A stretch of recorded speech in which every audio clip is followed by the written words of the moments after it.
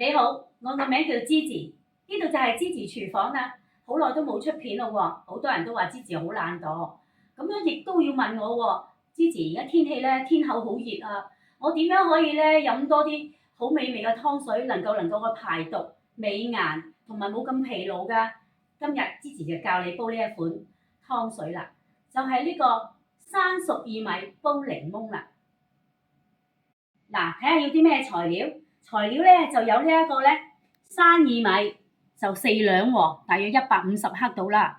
咁同埋呢個咧熟薏米40克。檸檬咧我就用咗1個半檸檬嘅。咁冰糖咧就用咗咧100克嘅。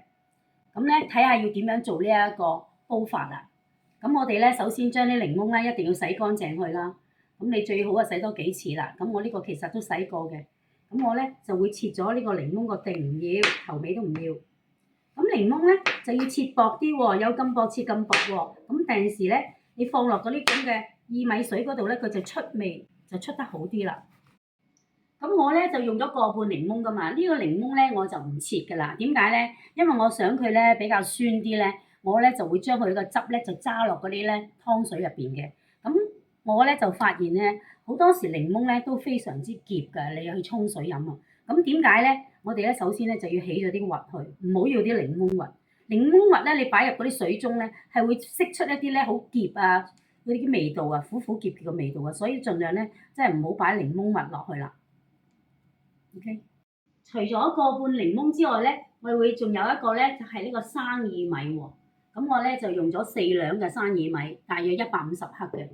咁我哋咧首先將啲生薏米咧就係用清水洗佢3次啦，洗乾淨咗之後咧，我哋擎乾水之後咧，再用水浸翻佢噶噃。咁我哋咧就用清水洗佢3次。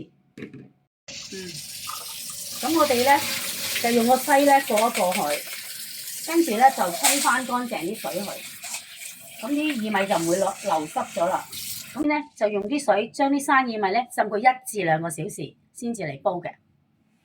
嗱，嗰啲咁嘅熟薏米咧，佢係經過處理過，同埋咧去烘焙過喎，所以咧我哋咧就唔使浸噶啦，淨係洗乾淨就得噶啦。咁我哋用個篩沖洗下佢啦，等嗰啲塵可以走出嚟啦。嗱，我哋咧生熟薏米咧就倒入個煲度，咁咧係凍水落嘅，跟住我哋咧就撻着個火，用大火煲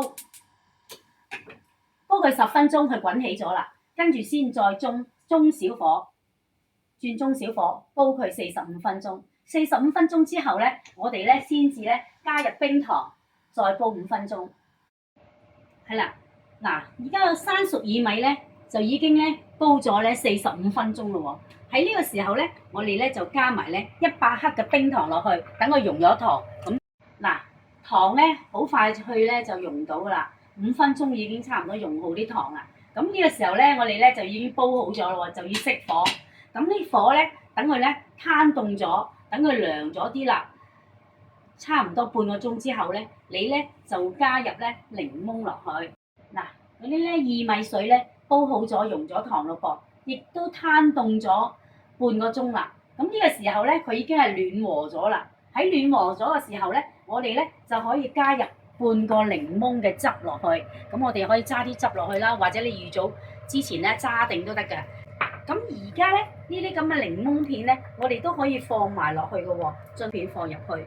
咁你咧浸多佢咧15分鐘到啦，咁我哋咧就可以飲用噶啦。咁你哋咧就可以熱飲啦，又得；凍飲又得嘅，擺喺雪櫃。咁咧，如果你係孕婦啊，或者係糖尿病高嘅人咧，就唔好放糖啊，同埋孕婦都唔好飲啦。如果有胃咧，係有損傷嘅人咧，因為檸檬都會乸胃嘅噃，咁我哋要食飽咗先好飲呢個檸檬水嘅。咁呢個薏米咧，檸檬水咧非常之開胃，消除疲勞，同埋咧排水嘅。咁咧啲濕氣排咗咧，個人就好瞓噶啦。咁適宜嗰啲辦公室成日坐啲人飲用啦。希望你哋中意呢條片。如果你飲過好味嘅，先至俾like支持啦。多謝你哋收看。